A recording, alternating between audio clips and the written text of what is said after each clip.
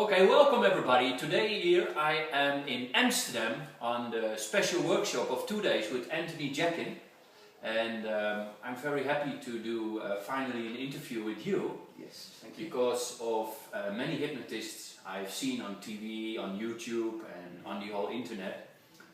You are the guy by far most who have experience doing street hypnosis. Yes, that's kind of what I'm known for, even though I guess I'm much more experienced as a therapist than I am a performer or a street hypnotist. Therapy is my initial interest, but the thing that most people know me for and head hacking for is this impromptu, anytime, anywhere hypnosis. Yeah. So you have hypnotized like thousands of people in bars, in cinemas, in hotels, airplanes, like a real practical hypnotist. And many hypnotists they spit out a lot of theory, but you are a guy who actually is doing the job every time, which I really admire. Thanks. And I'm wondering where you have that drive from, because after a while probably you have, well, I can hypnotize almost everybody in different places, stick their hands to the walls, make them believe they are butterflies flying through the street. So where is that drive coming from? What are you trying to, what is pushing you to do it or moving you forward?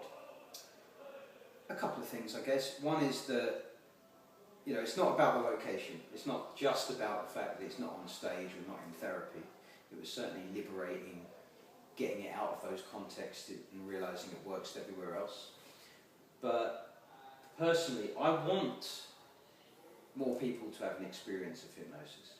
I want people to experience this. For some people it's just silly and a laugh, for other people it's massively profound. So you want to give that experience? I want to give that experience to more people. Cool. And I also want more people to get hypnosis skills under their belt. Whether it's for fun, their own personal development or exploration, or whether it is for, more specifically, to make change, to help others. If you're a parent or a teacher or a physio or anyone else who's dealing with people using words, then I think you'd be better off knowing how accessible some of this stuff is. So those things kind of continue to drive me. In terms of just kind of doing it on the fly everywhere, this is what we do at head hacking. This is our job. Yeah. So it comes up in conversation, and I find it still, pretty close to a universal hook of interest. And I don't mind. I don't feel cheapened giving demonstrations to people that want to experience it. So, part of it is that. Part of it is just that I want more people to experience it, and I enjoy doing it. I have a richer life, a richer social life, a more fun, therapeutic, practice because I use the phenomena of hypnosis to illustrate hypnosis. Yeah. So I guess you have seen many people doing strange things and doing funny things, right? You gave a lot of instructions, and you're also one of the guys who's very honest about all the funny things you make them do. And what is for you one of the most outrageous things you have seen somebody doing on the street? Or what is some of the most strange things you have instructed for a human being in a street hypnosis context? We've actually done quite a lot of filming in Amsterdam before, and it is a crazy town. It's crazy enough anyway, but this was a normal guy. But things like I like to get people very vocal on the street, so either get them protesting, get them telling everyone how gorgeous they are. You'll see the beauty in everyone, and you'll just feel compelled to tell them, to sing it to them. We've had a guy stuck believing that all the canals were flooding, and it was his job to let everybody know. Was that this year? No, that was a few years back. In fact, the last time we were in Amsterdam, we were filming. We recently made the Christmas campaign for Diesel, and we used their HQ in Holland, in Amsterdam, and their flagship store in Amsterdam to film it. So we had about 15, 20 people believing, first off believing they were children, and it was Christmas Eve. It's slightly different out here. This is the commercial you made for Diesel. Yeah, so we made, you can still find it on YouTube if you search Diesel Magic of Christmas. It was really, really good fun and a big, experiment for us, really. Yeah. In the sense that, first off, we had a bunch of people believing they were children, they were looking forward to Christmas more than ever before. So you had the whole anticipation and the sense they were waking up and getting close to their presents. And this was very, very real for them. The second thing was the joy. This is where they get their gifts, and obviously we suggested just how much they'd love the watch, the crash helmet, and a bunch of stuff around that. Yeah.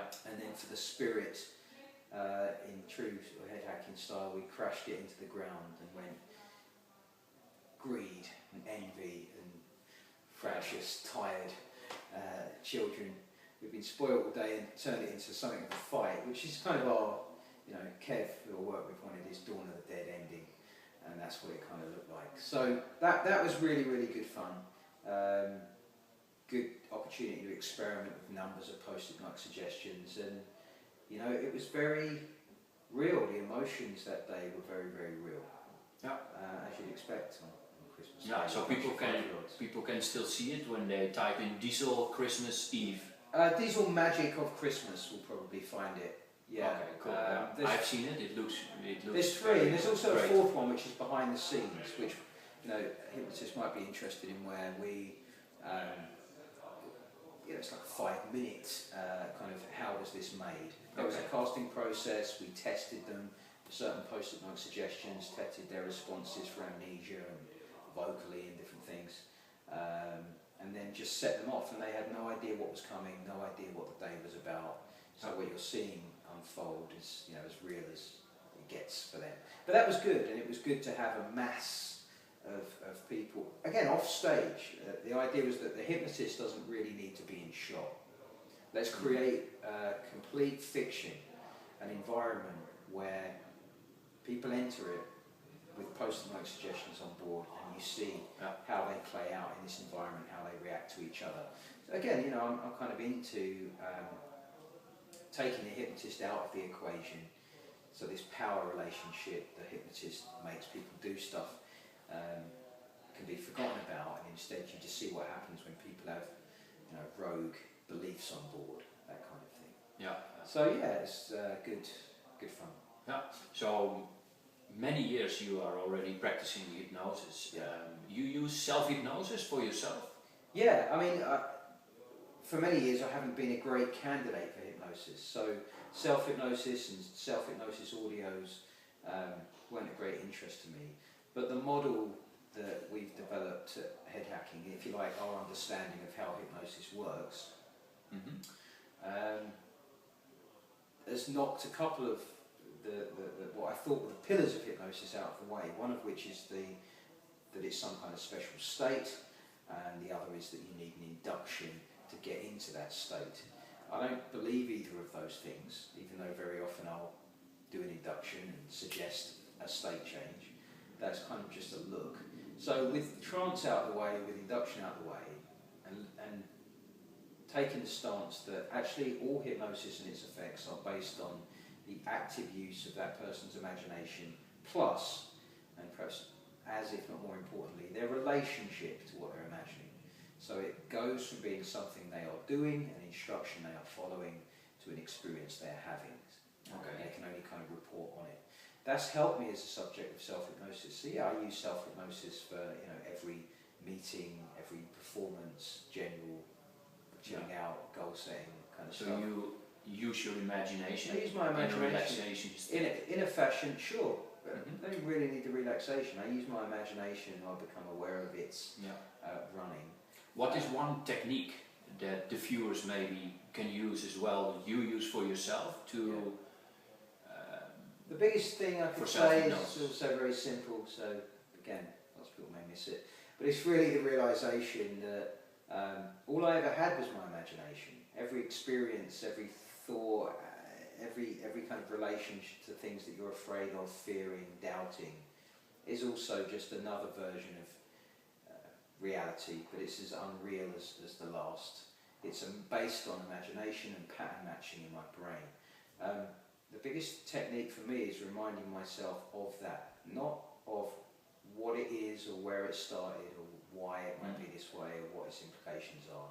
Reminding myself this is just my imagination and I can stop imagining it any time I wish. I can imagine something else entirely and feel entirely differently. That's it. In a nutshell, that would be the biggest tip I could give anybody. It's helped me to recognise how much kind of play I've got over what to become aware that we have an imagination. To be aware that that's kind of what you are. The thing you call reality is just a version of events that you've accepted. It's not real. It doesn't really have a great deal of substance other than your sense of control or your sense of it being involuntary. So that's the focus for me really in therapy at the moment. Cool. Yeah.